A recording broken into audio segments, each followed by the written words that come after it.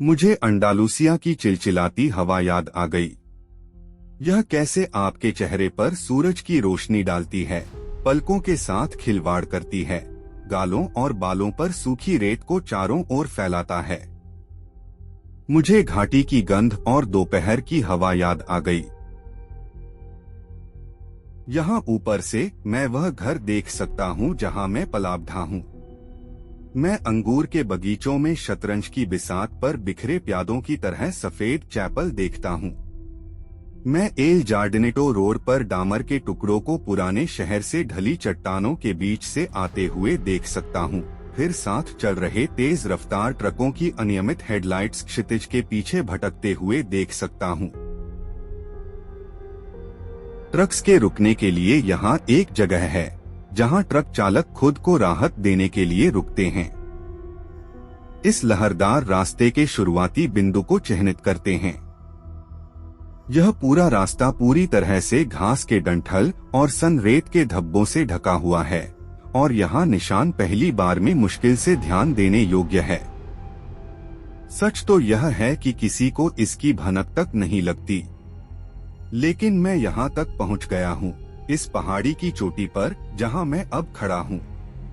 मैं यहाँ तक पहुँच गया हूँ, इसलिए मैं आखिरकार यह सब खत्म कर सकता हूँ, इन सभी वर्षों की आवारागर्दी और भगदड़, निर्वासन और भय। यहीं पर यह सब समाप्त होने वाला है। लेकिन फिलहाल मैं नीचे खुल रहे घाटी के दृश्य का आनंद ले रहा हूँ। मैं उन बातों का आनंद ले रहा हूँ जो मेरी अंतिम यादें हो सकती हैं। वह जल्द ही सामने आएगा और वह वहाँ है। वह हमेशा मेरा पीछा करता है। एक छाया की तरह वह ठीक मेरे नक्शेकदम पर मेरा पीछा कर रहा है, हमेशा मेरे पीछे। एल जार्डिनेटो के तीव्र मोड़ के पीछे उसकी लंगड़ाती हुई आकृति दिखाई देती है। वह मुझे देखता है, फिर अपनी सांस लेने के लिए एक पल के लिए रुकता है और फिर अपना चलना शुरू कर देता है। या मुझे कहना चाहिए, उसकी पीड़ादायक चाल फिर से शुरू हो गई है। वर्षों की अंतहीन दौड़ ने उसके शरीर पर बहुत बुरा प्रभाव डाला है। कोई आश्चर्य नहीं, वह कब से मेरा पीछा कर रहा है। 10, 20, 30 साल। वह धीमा है, व्यवस्थित रूप से धीमा, लेकिन एक बार भी मैं भागूंगा नहीं। मैं इंतजार करूंगा, यहीं इस चट्टान के पीछे। मैं अंततः उसके आमने सामने आऊंगा। यह तेज स्विस चाकू का ब्लेड जो मैं अपने हाथ में पकड़ रहा हूँ, जल्द ही उसकी गर्दन की हड्डी में घुस जाएगा। हाँ, मैं यही करने जा रहा हूँ। यह यहीं समाप्त होता है, पहाड़ी के ऊपर इस रेतीले रास्ते के अंतिम छोर पर, जहाँ से सफेद चैपल और मस्कट के बगीचों वाली घाटी दिखती है। मजेदार बात यह है कि इतने वर्षों के बाद भी मैं अभी भी अपने पीछा करने वाले का असली नाम नहीं जानता। मैं हमेशा उसे वही बुलाता था जो मास्टर बोर्गेस उसे बुलाते थे। वह जो भटकता है, सुनो, मैं तुम्हें मार डालूंगा। बोर्गेस, जब मैं कॉलेज में था तब मैंने उन्हें अपना आदर्श माना था। यह 1961 था। मैं यूनिवर्सिडैड लाबरल डी कॉर्डोबा में एक एवरेज स्टूडेंट था जो बमुश्किल उत्तीर्ण ग्रेड के साथ एक सेमेस्टर से दूसरे सेमेस्टर में पास होता था। मेरे बहुत कम दोस्त थे और कोई खास हॉबी भी नहीं थी।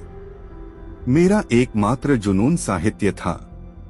लैटिन अमेरिकी साहित्य, बोर्जेस और नेरुदा सबसे आगे थे।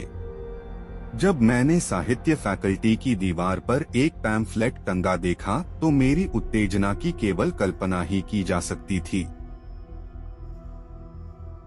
स्थान सीमित थे, लेकिन परवाह किसे थी?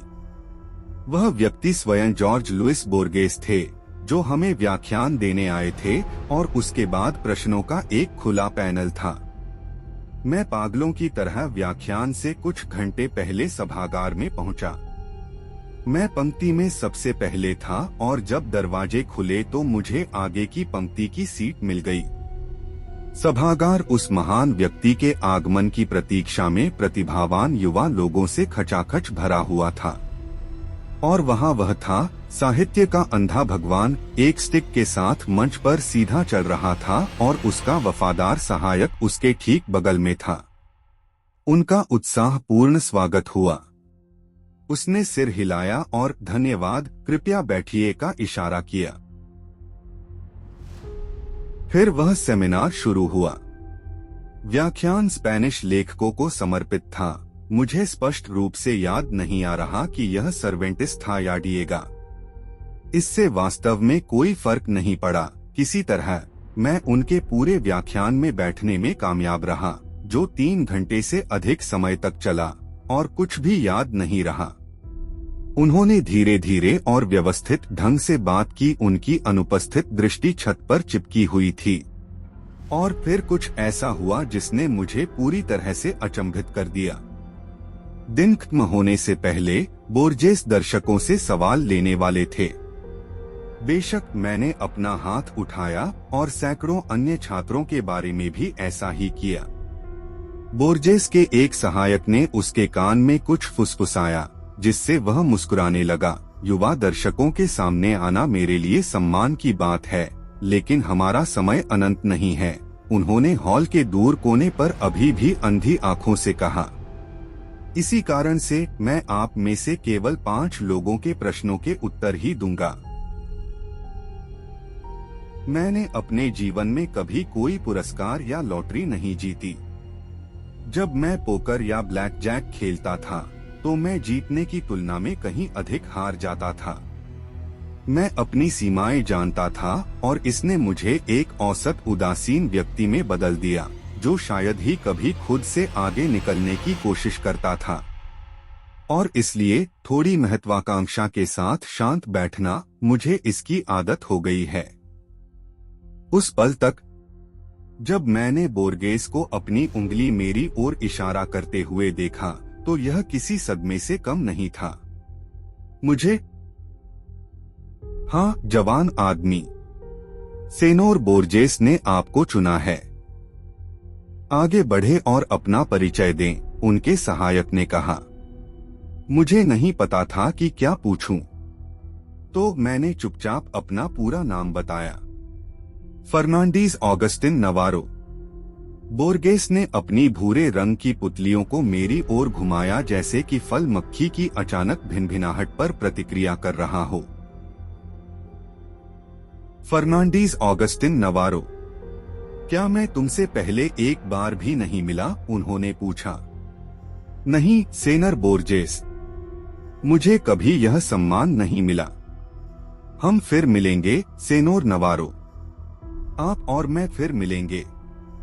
लेकिन फिलहाल आपका प्रश्न क्या है? बाकी दिन कोहरा छाया रहा। मुझे यह भी याद नहीं है कि मैंने कौन सा प्रश्न पूछा था। यह उसके प्रिक्स इंटरनेशनल जीतने के बारे में रहा होगा, निश्चित नहीं। और शायद महत्वपूर्ण भी नहीं। नहीं, बिल्कुल भी महत्वपूर्ण नहीं है। मानव जाति के इतिहास के सबसे महान लेखक ने मुझे नाम से बुलाया और फिर हमारे दोबारा मिलने के बारे में वह विचित्र अवास्तविक बात कही। लेकिन कब होगी अगली मुलाकात? 9 साल बाद 1970 में लंदन के कुछ हद तक फेमस अखबारों में से एक में कुछ हद तक होनहार पत्रकार बन चुका था मैं। हर हफ्ते मेरा नाम सेलिब्रिटी क्रॉनिकल्स और घटिया अफवाहों के साथ दूसरे पेज पर छपता था। मेरी तनख्वाह मैनचेस्टर स्क्वायर के पास एक छोटे स्टूडियो फ्लैट के लिए पर्याप्त थी। वर्षों तक दिशाहीन अध्ययन से परेशान रहने के बाद आप कह सकते हैं कि मैं एक औसत से कुछ अधिक बन गया, या कम से कम मेरा तो यही मानना था। उस दिन वह अक्टूबर की शुरुआत थी। यकीनन लंदन में सबसे अच्छा सीजन हमेशा की तरह शुरू हुआ। मैंने बैरीमोर के डायनर में 2 तले हुए अंडे, हैम, टोस्ट और डार्क रोस्ट कॉफी से युक्त अपना शानदार नाश्ता खाया और कार्यालय के लिए एक सुखद सैर के लिए तैयार था। सुबह के 8 बजने वाले थे और मुझे कोई जल्दी नहीं थी। मेरा मार्ग वैसा ही था जैसा हर दिन होता था। चौराहे से गुजरे, जॉर्ज स्ट्रीट पर दाएं मुड़े, थायर पर बाएं मुड़े, मैरीलेबोन पर एक और दाएं मुड़े। उस सुबह मेरे विचार उस टुकड़े पर केंद्रित थे जिस पर मैं काम कर रहा था, इसलिए मैं धीरे धीरे चौराहे के माध्यम से अपना रास्ता बना रहा था जब किसी चीज ने मेरा ध्यान खींचा। सबसे पहले मैंने उस पर ज्यादा ध्यान नहीं दिया जितना मैंने किसी और पर दिया जो उस सुबह चौराहे पर बेकार बैठा था। गंदे बालों वाले हिप्पी जो गिटार बजा रहे होते थे, जो कि उन दिनों एक आम विषय था और लंदन शहर भी इससे अछूता नहीं था। यहाँ एक और व्यक्ति था जो चौक के गेट वाले क्षेत्र के ठीक पीछे बैठा था। धारीदार घिसा पिटा जैकेट, भारी टोपी, बाहर निकले हुए ऊनी मोजों के थक्के वाले सैंडल। जैसा कि किसी ने भी सोचा होगा, एक आम हिप्पी, मैंने भी ऐसा ही सोचा था, सिवाय इसके कि इसमें कुछ ऐसा था जिसने मेरी आंतों को हिलाकर रख दिया था। मुझे नहीं पता था कि यह क्या था, लेकिन एक बार जब मैंने उसे देखा तो मुझे तुरंत वहां से चले जाने और उसे फिर कभी नहीं देखने की अदम्य इच्छा महसूस हुई। जिस तरह से उसने मुझे देखा उसमें निश्चित रूप से कुछ बाहरी सांसारिक बात थी। उसकी आंखें मानो उसके माथे के नीचे किसी चट्टान से उकेरी गई हों, बेरहमी से मुझ में हजारों छोटे छोटे छेद कर रही थी। मैंने गति बढ़ा दी। जैसे ही मैं आखिरी बार पीछे मुड़ा, मैंने देखा कि वह धीरे धीरे मेरी ओर आ रहा है। चौराहे के फाटकों के पार सड़क पर हॉर्न बजाती कारों के टायरों की आवाज पर ध्यान न देते हुए ठीक मेरी ओर चल रहा है। वह सिर्फ एक बकवास है। नहीं, वह नहीं है। उन अनचाहे हिप्पियों में से एक और। नहीं नहीं, भागो भागो भागो। जॉर्ज स्ट्रीट युद्ध के बाद बमबारी वाले क्वार्टरों की तरह खाली था। मैं अपने तेज कदमों की आवाज सुन सकता था, या यह मेरे दिल की धड़कन की आवाज थी। वह मुझे पकड़ने आ रहा था। हाँ, भागो। पहले धीरे धीरे, मानो आप पीछा करने वाले को यह न दिखाने का प्रयास कर रहे हों कि आप डरे हुए हैं। नहीं, डर नहीं है, ज्यादा जल्दी है। मैं क्यों भाग रहा हूं? मैं उसे एक मुक्के में गिरा सकता हूं। लेकिन यह वास्तव में उसके बारे में नहीं था। यह उस भावना का मेरा पहला अनुभव था जिसे मैं केवल एक प्रकार के डर की मौलिक भावना के रूप में वर्णित कर सकता हूं। घबराहट, डर लगना, आपके ऊपर मंडराती हुई विनाशलीला की अस्पष्ट अनुभूति, एक दरांती के साथ एक काली आकृति की तरह। मैं भागा। मैं अपने पैरों की क्षमता से अधिक तेज दौड़ा। जैसे ही मैंने थायर की ओर कोना घुमाया, मैं रुक गया और उसे ठीक पीछे देखने के डर से पीछे देखा।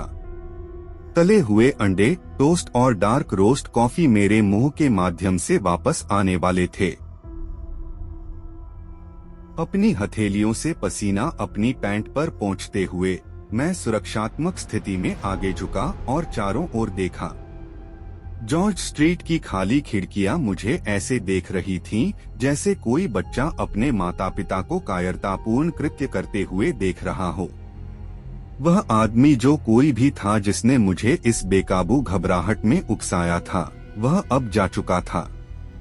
तुम्हें शर्म आनी चाहिए, फर्नांडीज ऑगस्टिन, मैंने धड़कन को कम करने के लिए व्यर्थ प्रयास करते हुए खुद से दोहराया। आपको शर्म आनी चाहिए। मैं उस शब्द को दोहराते हुए बुदबुदाया।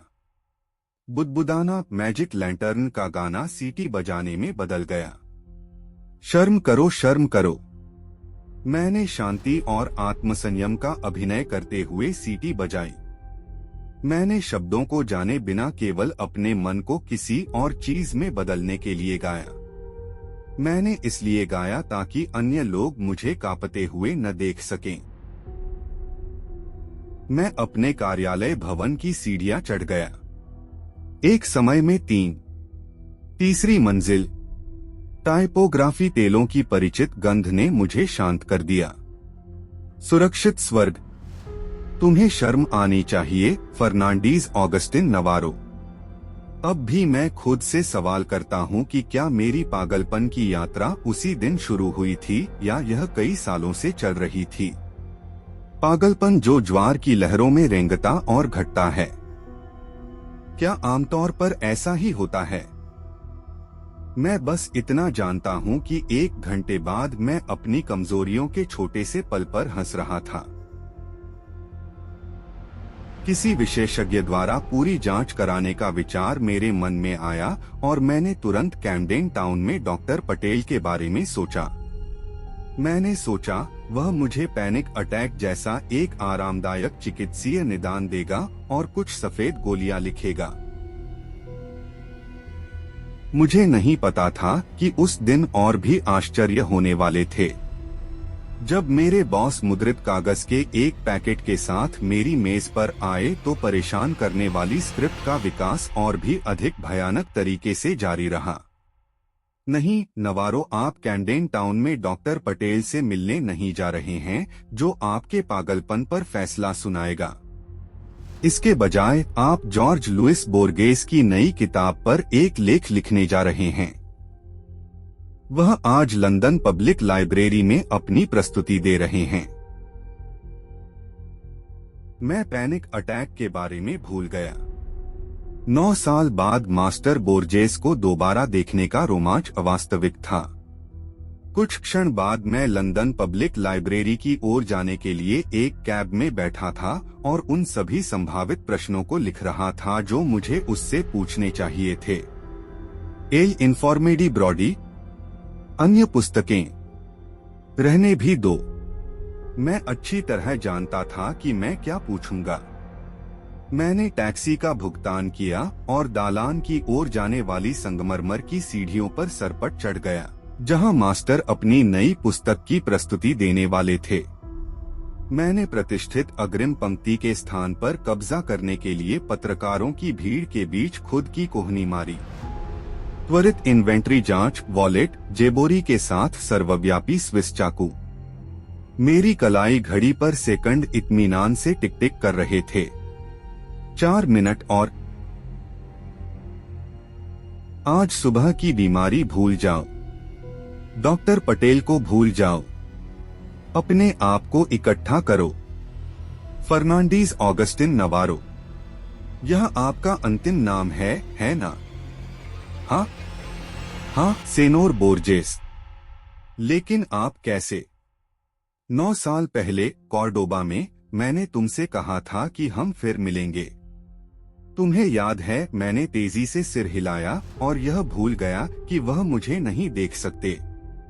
शायद, बोर्जेस ने आगे कहा, हमारे लिए सम्मेलन के बाद निजी तौर पर बात करना अधिक विवेकपूर्ण होगा।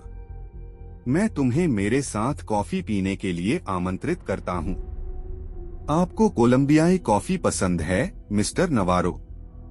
मैं आपसे ठीक 6 बजे उस पते पर मिलूंगा जो मेरा सहायक देगा। उनकी अंधी आंखें अभी भी दालान के सबसे ऊपरी कोने पर चिपकी हुई थीं, जो उनके दिव्य लेखन के सभी भीड़भाड़ वाले तेजतर्रार आलोचकों और कट्टर अनुयायियों से बहुत ऊपर थीं। अब सारा ध्यान मुझ पर था, जैसा कि पीछे से सैकड़ों फोटो फ्लैश से पता चला। मैंने उन सभी स्पष्टीकरणों के बारे में सोचा जो मुझे कल करना होगा। बोर्जेस आपको कैसे जानता है? क्या तुम दोस्त हो? आपका पालन पोषण कोर्डोवा में हुआ। क्या आप उनके नाजायज बेटे हैं? तब मुझे पता नहीं था। उत्तर बाद में आए। एक बार मैंने द मॉर्निंग टाइम्स में एक आर्टिकल पढ़ा। इसमें बोर्गेस को बेहद विनम्र और न्यूनतर चित्रित किया गया था। उनके घर को एक पूर्णतः व्यवस्थित स्थान के रूप में दर्शाया गया था जहां हर चीज तक आसान पहुंच थी। अलमारियों पर पुस्तकें थी और शीर्षक के अनुसार व्यवस्थित की गई थीं। शब्दकोशों और विश्वकोशों को एक ही रैक पर एक साथ रखा गया था ताकि वह उन्हें आसानी से पा सके। 1966 के एक अन्य लेख में मैंने पढ़ा कि जब बोर्गेस यात्रा करते हैं और वे यात्राएं काफी व्यापक होती हैं, तो वह किताबों का एक पूरा रैक अपने साथ ले जाते हैं, जिनमें से कुछ को शायद पढ़ा भी नहीं जा सकता है। जब मैं उनके होटल के कमरे में दाखिल हुआ तो सबसे पहले उस किताब की रैक पर मेरी नजर गई। मैं ढेर सारी उपाधियों को देखकर हतप्रभ खड़ा था, जो मेरे लिए सबसे ज्यादा अज्ञात थी। जब मैंने देखा कि दरवाजा पूरी तरह से खुला हुआ है और वह इत्मीनान से छड़ी घुमाते हुए द्वार से प्रवेश कर रहे थे। आह सेनोर नवारो, आप इस बूढ़े आदमी से मिलने के लिए आए, आप कितने दयालु हैं। मैंने उसकी ओर एक कदम बढ़ाया और कुछ अस्पष्ट बातें बोली, जैसे खुशी मेरे अलावा सब कुछ है। वह आधा मुस्कुराया और अपना हाथ कुर्सी की ओर दिखाया। मुझे पता है कि आप कोलंबियाई डार्क रोस्ट के स्वाद का भरपूर आनंद लेंगे। बोर्जेस बैठ गए और अपनी छड़ी को छोड़े बिना थोड़ा पीछे की ओर झुक गए। क्या आप अंधे होने का सबसे बड़ा फायदा जानते हैं? उसने पूछा और तुरंत उत्तर दिया, अंधे को रोशनी की जरूरत नहीं है, इसलिए मेरे उपयोगिता बिल बहुत कम है। वह अपने ही मजाक पर हंसे। तभी उनके सहायक ने 2 छोटे चीनी मिट्टी के कपों में सुगंधित कॉफी ऑफर की। आश्चर्य की बात है कि कॉफी पीने का विचार ही आपका पहला घूंट पीने से पहले ही आपका मूड कैसे बदल देता है। जैसे ही मैं अपना आभार और सम्मान व्यक्त करने के लिए पूर्व लिखित एक आलाप पर जाने के लिए तैयार हो रहा था, बोर्गेस तुरंत कार्रवाई में कूद पड़े। सेनोर नवारो, तुम्हारे यहाँ होने के बारे में और मेरे द्वारा तुम्हें याद करने के बारे में।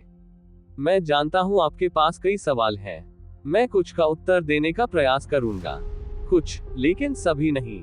जब आप इस होटल को छोड़ेंगे तब भी कुछ सवाल होंगे जिनके जवाब आपको ढूंढने होंगे अपने दम पर।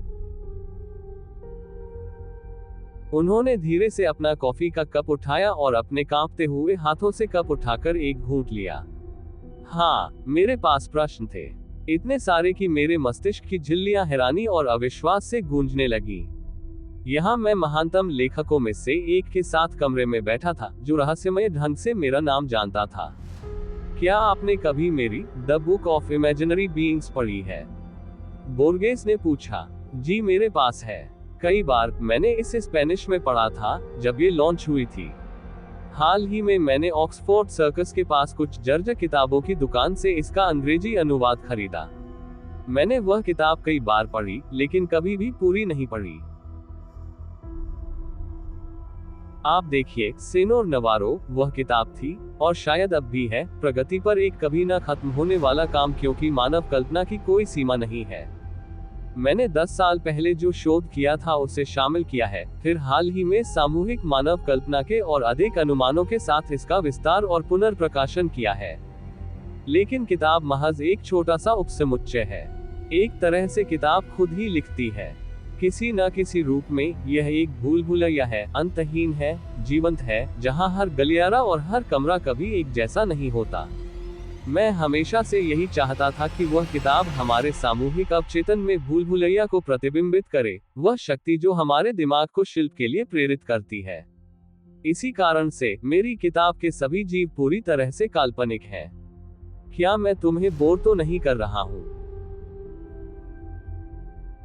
बिल्कुल नहीं, मैं समझता हूं, सेनोर बोर्गेस।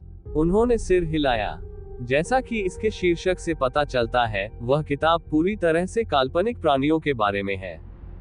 किस्से, किंवदंतियां, लोक कथाएं।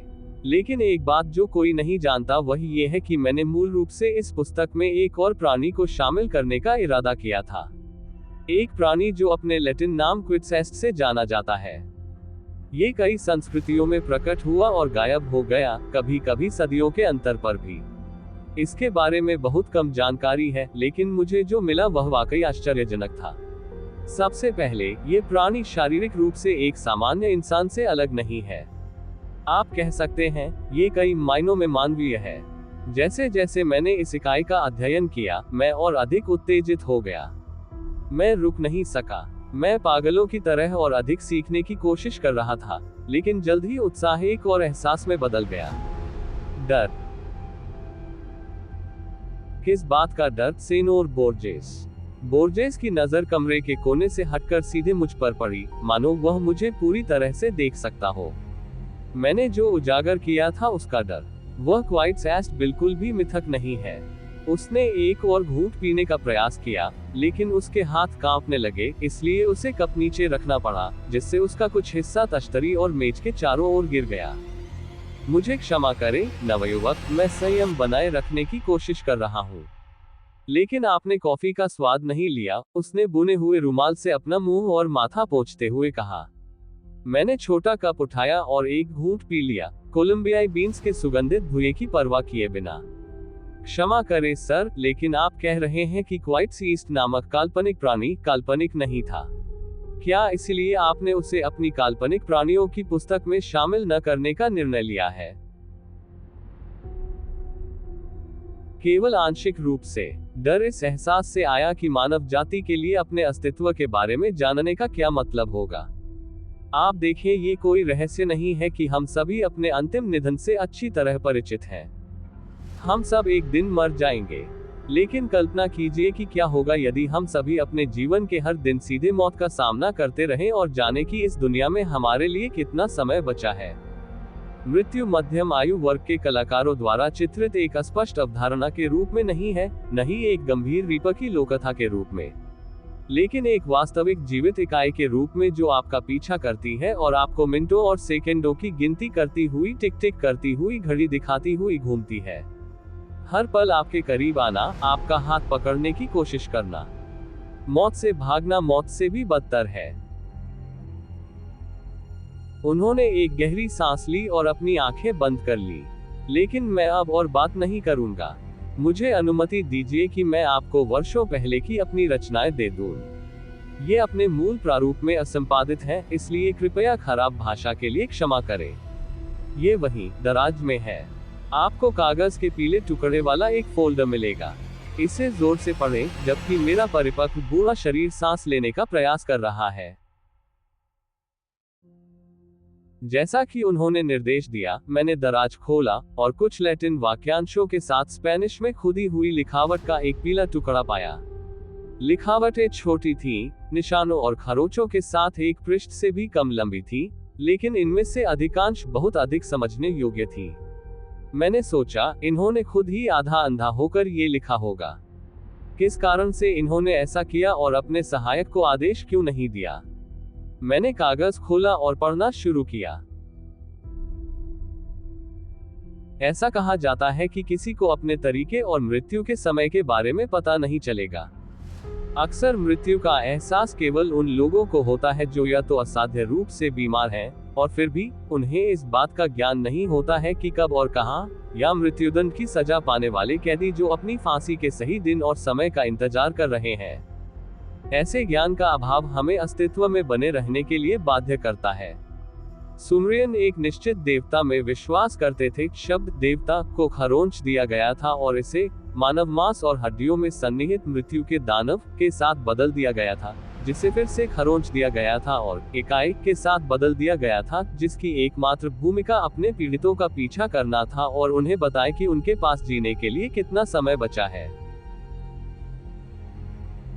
प्राचीन बुक ऑफ डेड के अनुसार, जिसे मिट्टी की गोलियों के एक सेट के रूप में खोजा गया था, जिसे आमतौर पर लाशों में दफनाया जाता था, केवल वे जो खास होते हैं वे देवता को देख सकते हैं। फिर से 2 बार काट दिया गया, दानव के साथ बदल दिया गया, फिर के साथ इकाई।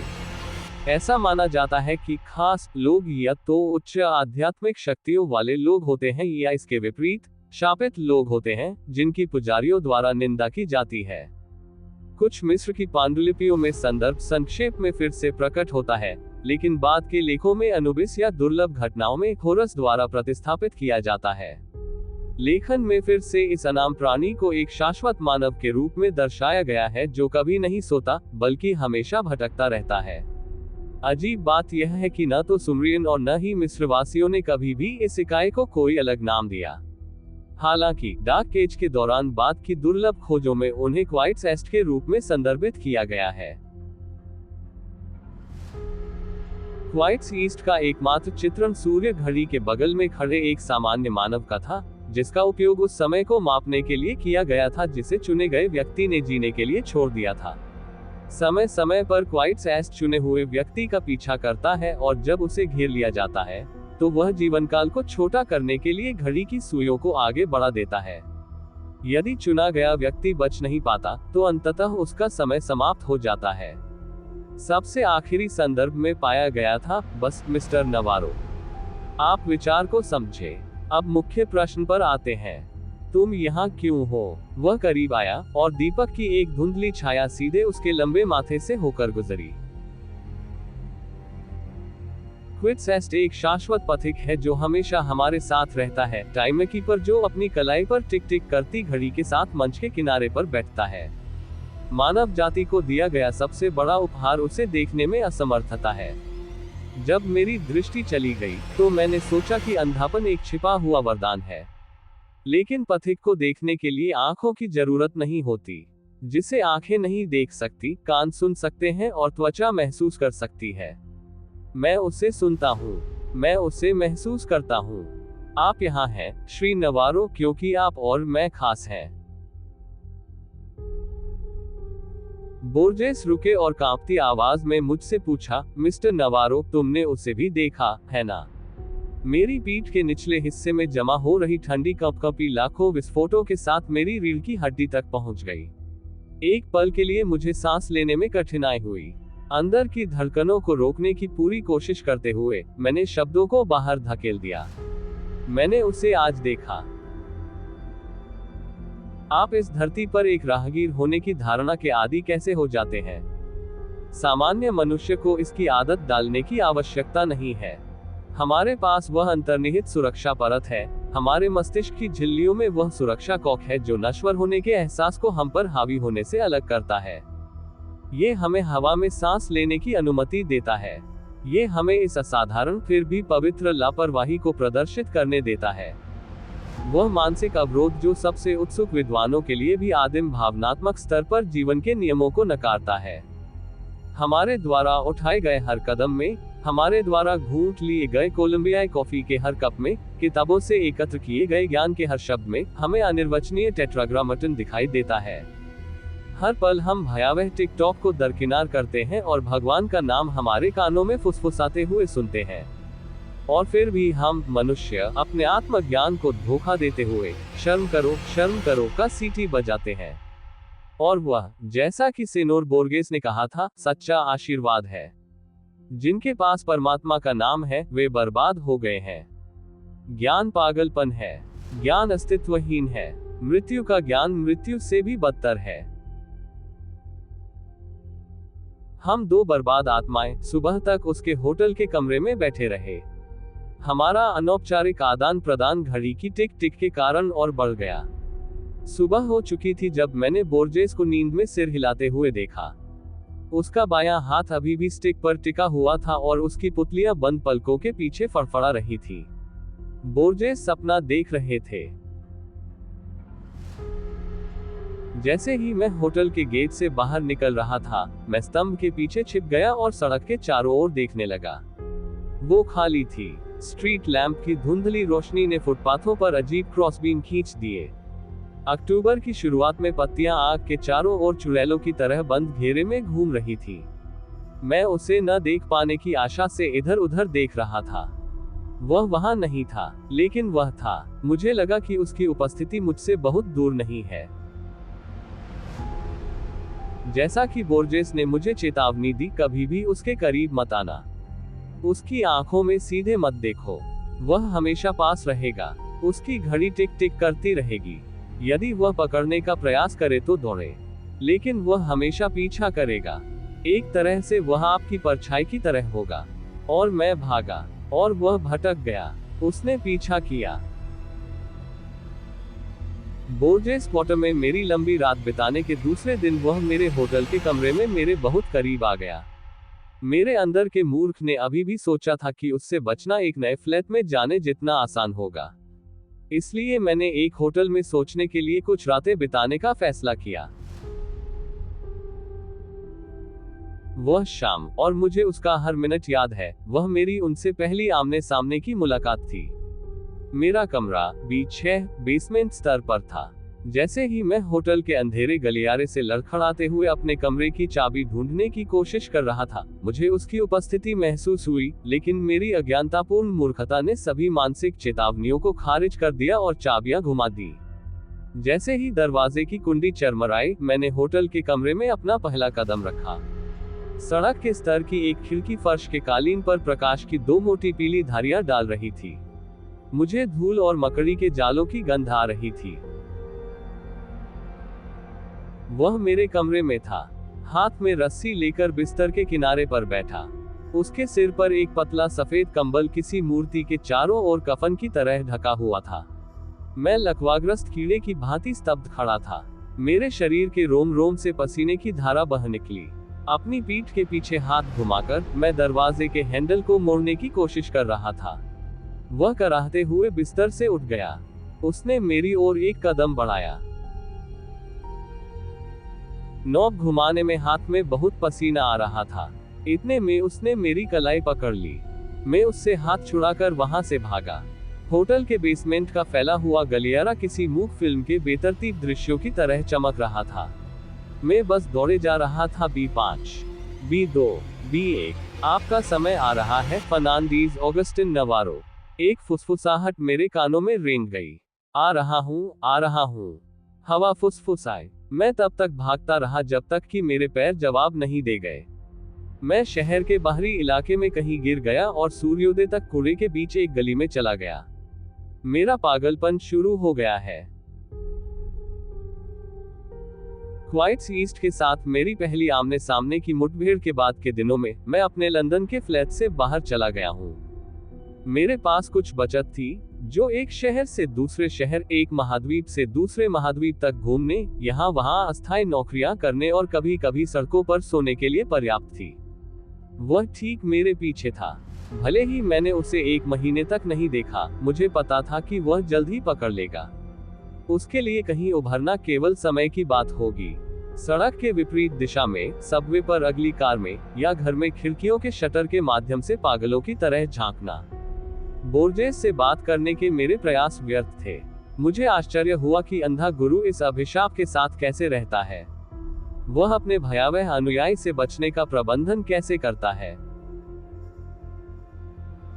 मेरे पास प्रश्न थे, जितना मैंने अनुमान लगाया था उससे कहीं ज्यादा। लेकिन सेनोर बोर्जेस पहले से ही दुनिया के दूसरी तरफ थे। मैंने उसे पत्र लिखे, उन्होंने कभी उत्तर नहीं दिया। मैंने उन होटलों में फोन करने की कोशिश की जहां वह रुके थे। उन्होंने जो पुस्तकें लिखी, उनमें छिपे अर्थ खोजने के प्रयास में मैंने वे सभी पुस्तकें खरीद ली। यदि उसके लेखन में मेरे लिए गुप्त संदेश हो तो क्या होगा? रेत की किताब, डॉक्टर ब्रॉडी की रिपोर्ट। मैंने उनकी पिछली रचनाओं को भी खोजा, एक एक शब्द का विश्लेषण किया। व्यर्थ, व्यर्थ। 1983 तक शेक्सपियर की स्मृति, उनकी अंतिम पुस्तक, जैसी वह निकली। जब मैंने किताब खरीदी तो मैं पूर्वी यूरोप में कहीं था। तुरंत मैंने अपना गहन अध्ययन शुरू कर दिया। अक्षर दर अक्षर, पृष्ठ दर पृष्ठ, प्रत्येक स्थान और प्रत्येक विराम चिन्ह का विश्लेषण। और तभी मुझे यह मिला। उत्तर, जवाब तो कहानी ही थी। वह कहानी जिसके लिए अधिक अध्ययन या डिक्रिप्शन की आवश्यकता नहीं थी। मुझे बस इसे पढ़ना था। मैं जानता था कि बोर्गेस की तरह मुझे क्वाइट्स ईस्ट का सामना करना पड़ेगा, लेकिन निर्वासन के जीवन से गुजरने से पहले नहीं। बोर्जेस ने मुझसे यही करने का इरादा किया था। यह मेरे लिए उनका अंतिम और एकमात्र संदेश था, जो उनकी आखिरी कहानी में सन्निहित था।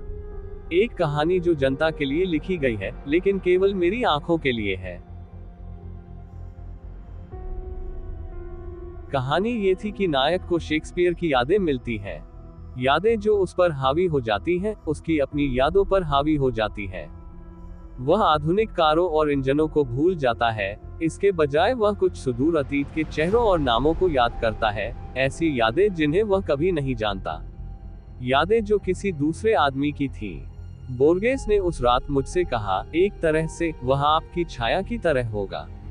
धीरे धीरे लेकिन निश्चित रूप से मेरी छाया में बन रही थी। इसीलिए मैं आपको अपने बचपन के घर को केवल स्पष्ट रूप से ही याद कर पाता हूँ।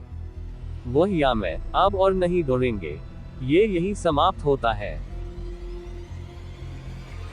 कुछ मिनट और, मैं घड़ी की ओर देखते हुए अपने आप से कहता हूँ।